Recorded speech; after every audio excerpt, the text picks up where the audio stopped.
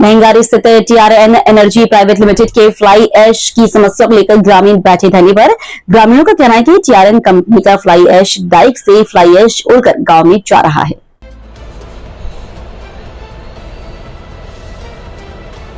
ग्रामीणों का कहना है कि टीआरएन कंपनी का फ्लाई ऐश डाइक से फ्लाई ऐश उड़कर गांव में जा रहा है, जिससे ग्रामीणों को सांस लेने में काफी समस्या आ रही है। आप देख सकते हैं वीडियो के माध्यम से कि किस प्रकार फ्लाई ऐश उड़कर लोगों के खेतों और घरों में घुस रहा है।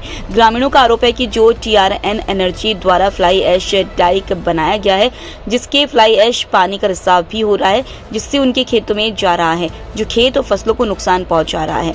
ग्रामीणों का कहना है कि जो ऐश डेक बनाया गया है वो पूरी तरह अवैध है, जिसका दस्तावेज का मांग करने पर कंपनी द्वारा उन्हें गुमराह किया जा रहा है और बोला जा रहा है कि इसका हमारे पास परमिशन है, वहीं दस्तावेज नहीं दिखाया जा रहा है। कंपनी द्वारा 18 जून को ग्रामीणों को दस्तावेज अधिकारियों की उपस्थिति में दिखाया जाएगा।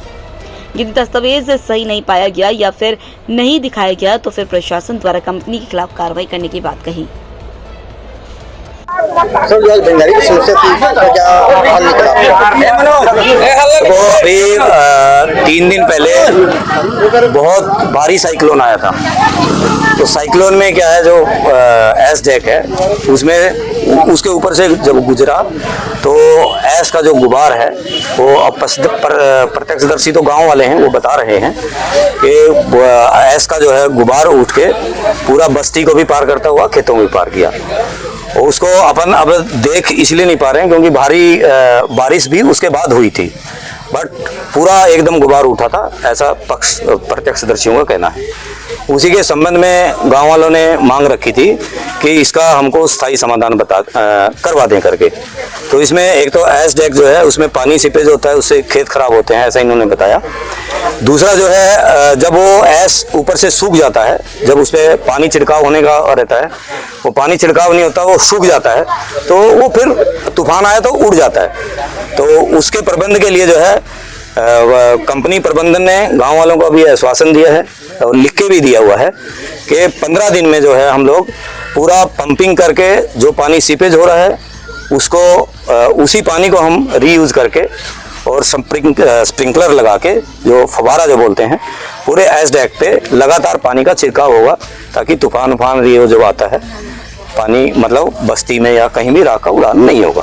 तो इस संबंध में जो है वो जो इन्होंने जवाब दिया है, हम उसकी मॉनिटरिंग करेंगे जो काम होगा, और सब लोग उससे खुश हैं, गांव वाले खुश हैं हम लोगों से बात करके।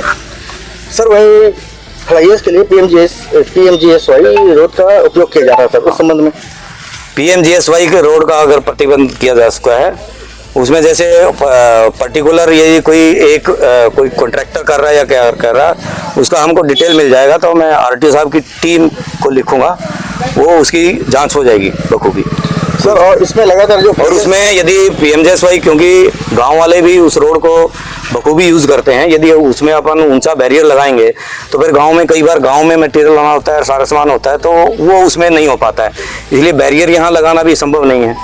तो उसमें अपन कार्रवाई के लिए डेफिनेटली हमको मिलेगा, कुछ इनपुट मिलेगा, तो उस पर कार्रवाई के लिए आरटीओ साहब की टीम को भिजवाएंगे हम लोग। सर, वही देखा गया है कि जितनी भी फ्लाई ऐश गाड़ियाँ जा रही है सर, उसके जो दालावादी से 2.5 से 3 फीट ऊपर फ्लाई ऐश जा रही है सर, जिस चक्कर में ना बहुत सारी दुर्घटनाएं हो रही हैं, झोल मार करके साइड लेने के चक्कर में सर। जितने भी वाहन है सब ओवर स्पीड में जाती है, प्लस उनका कहते हैं ओवरलोड रहता है सर। उसको आरटीओ की टीम लगातार जिले में भ्रमण करके इन सब पे कार्रवाई कर रही है और सतत कार्रवाई जारी भी है, और जहां हमको सूचना मिलती है वहां हम तत्काल टीम को बुला के कार्रवाई करवाते हैं। ठीक सर।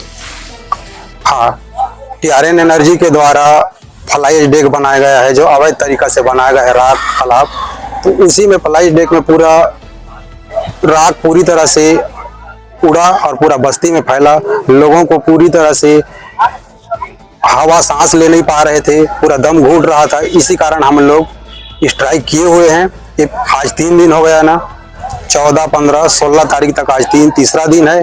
बीच में कल खुला था, आश्वासन दिया गया था कि मांग पूरा होगा, लेकिन जहाँ पे फ्लाई ऐश राख तालाब बनाए हैं वो बिल्कुल ही अवैध है और हम लोग उनको बोल भी ले रहे हैं। तो लेकिन ये टीआरएन एनर्जी का कहना है कि हमारे पास डॉक्यूमेंट्स हैं और वो दे नहीं रहे हैं, और ये 18 तारीख को उसका मतलब डॉक्यूमेंट्स देंगे बोले हैं, लेकिन वो बिल्कुल ही अवैध रूप से कर रहे हैं और वो अनलीगल ही है। और ये जो रिसाव और पानी, इसको 15 दिवस के अंदर में पूरी तरह से रोकथाम करेंगे बोले हैं। और नहीं होगा तो हम लोग 18 तारीख को अगर ये लोग नहीं देते हैं अनुमति का कागज नहीं देते हैं तो हमारा आंदोलन जारी रहेगा। अभी हाल ही में 14 तारीख को रायगढ़ से जांच अधिकारी आए जिसमें लोग खामियां पाई गई थी, उस पर उसके बाद इन्होंने कुछ एक्शन लिए? इसके किसी प्रकार की कोई एक्शन अभी तक नहीं लिया गया है।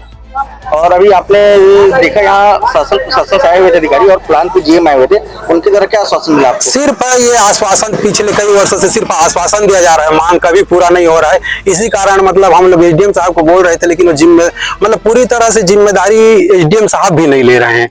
हमें मतलब कंपनी प्रबंधन से क्या करना, मतलब एसडीएम साहब को भी मतलब अपनी एक जिम्मेदारी पब्लिक के हित के लेना चाहिए, लेकिन वो पूरी तरह से जिम्मेदारी नहीं ले रहे हैं। या कहीं ना कहीं प्रशासन टीआरएन प्लान के दबाव में है? ये तो पूरा टीआरएन प्लान के दबाव में पूरा शासन प्रशासन है ही। शासन प्रशासन पूरी तरह से टीआरएन एनर्जी, महावीर एनर्जी, मतलब पूरे में बता रहे हिंदुस्तान में उद्योगपतियों के दबाव में शासन प्रशासन है।